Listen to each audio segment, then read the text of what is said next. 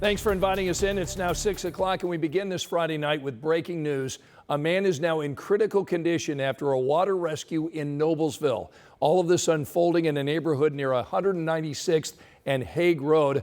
Police tonight are telling us the man was pulled from a retention pond around 4 this afternoon. Apparently a person called 911 saying they saw a man swimming in the middle of the retention pond, but the man did not come up. He was taken to a nearby hospital. We're going to be monitoring this investigation for you. We'll have new information tonight at 11 and of course on WTHR.com. Tonight at 6, a Marion County Sheriff's deputy is now recovering after being attacked and beaten by an inmate at the jail. This incident today raises questions about deputy safety. We've got Karen Campbell joining me in studio tonight. Karen learned that the deputy is now out of the hospital, but what are officials saying, Karen, about keeping these deputies safe? Well, it is a long process and a long conversation that the sheriff's office will have to have with their deputies and staff.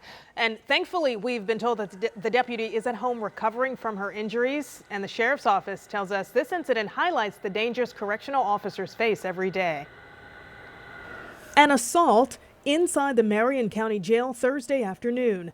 A sheriff's deputy reportedly injured so badly by an inmate, she was taken to a hospital. We still do not have the final outcome of all of her injuries, but definitely broken nose, possible concussion, lacerations of the face, bumps and bruises. She's very sore. Colonel James Martin tells 13 News 2 deputies were doing a routine inmate count. When the inmates returned to their cells, one of them, identified as Jamont Harris, reportedly began arguing with one deputy who then pepper sprayed him. Harris reportedly began punching the deputy several times, knocking her to the ground. Colonel Martin says it is standard procedure to have 2 deputies doing inmate counts, but the incident highlights a real concern. Well, any incident, I mean, we have John Durham, which is tragic. This incident's also tragic. Of course, it's going to bring up flashbacks and questions, even internally within our own office. In July of 2023, Deputy John Durham died after he was allegedly attacked and strangled by inmate Orlando Mitchell outside of the Criminal Justice Center after returning from Eskenazi Hospital. Martin says the sheriff's office is better staffed today than it was 1 year ago, but challenges remain. We're nowhere near where we think we need to be, but we have a dedicated staff that are coming here every day to serve the citizens of Marion County and to make sure that the jail is as safe as it can be. Staff is hoping the injured deputy is able to recover not only physically, but mentally as well. We stand with her. We've had our chaplains on standby for her. Our goal is to make sure that she recovers and that she's supported enough to be able to come back in here and do her job effectively.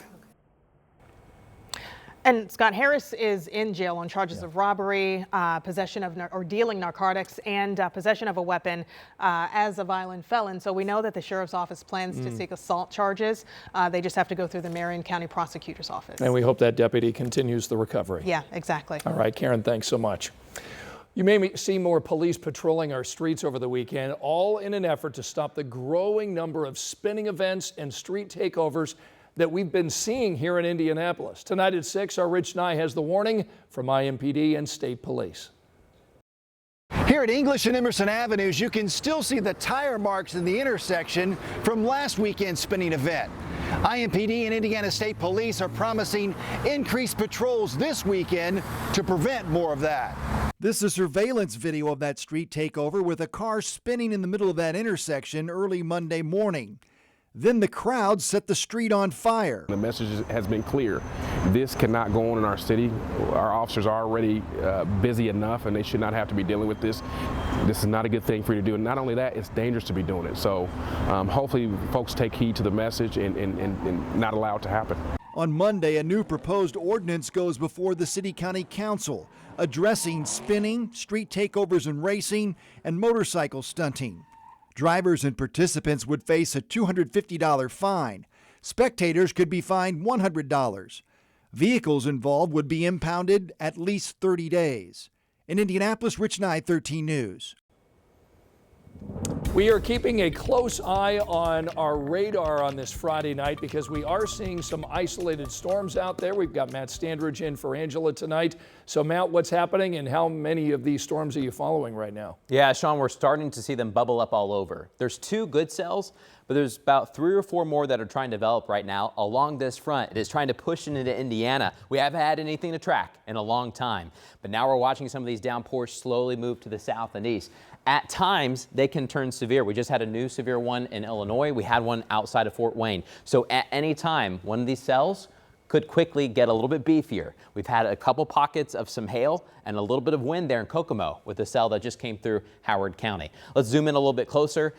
We have this zone of scattered showers and storms that are going to be likely the next couple of hours, and they're gradually pushing off to the south and east. Let's kind of explore the map a little bit. Before we get to the 2 big ones, I do want to give you an update there in Muncie. We've got a new cell there in Delaware County headed towards Randolph County, so watch out. Winchester cell coming towards you guys. Then we go west of Indianapolis out towards west of Greencastle, west of Crawfordsville. New cells popping up and then firing off towards the east. But the biggest cells are north of Indianapolis. They're moving about 20 miles per hour to the south and east. Tipton, we've got a good cell for you. Rossville headed into Frankfort, but then look out for north side of Indianapolis. Fishers, Fort Phil, Geist, Carmel, right around 7:40 to 8 o'clock arrival time. We're going to be tracking these and timing out the rest of the storms coming up.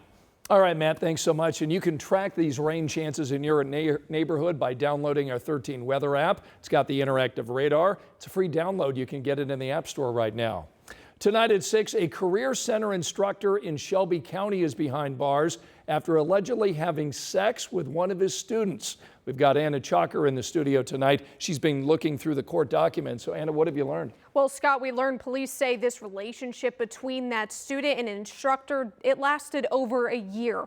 Court documents show Matthias Ellis, a diesel service instructor at Blue River Career Programs, asked one of his students for her Snapchat. But it wasn't until this July when Ellis told police the messages became sexual. In the last couple of months, police say the 2 met in a parking lot to have sex. Police say the teen reported this to her vice principal just last week. And after that, police got a search warrant for Ellis's phone, where they say they found several child pornography photos and videos. Christina Koroboff with the Zero Abuse Project says in cases like this one, it can be scary for the victim to report this to an adult.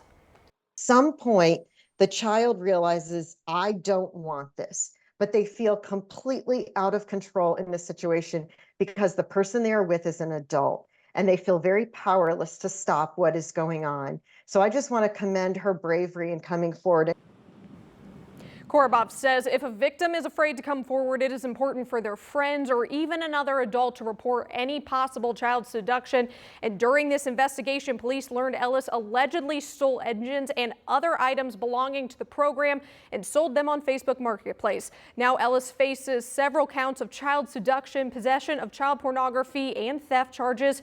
The school told me Ellis no longer works at the school, and they're working to find a replacement for that course. All right, Anna Chalker with that story. Thanks so much. Well, tonight a Putnam County man is now arrested for soliciting a minor on the internet. Indiana State Police tell us they've arrested the Reelsville man today on a warrant out of Texas. The 36-year-old is now awaiting extradition. Tonight at 6, police are now investigating after human remains were discovered in an Indiana river. Our NBC affiliate in Fort Wayne says that volunteers were cleaning the St. Mary's River when they made that discovery. Detectives tell us the remains appear to be adults.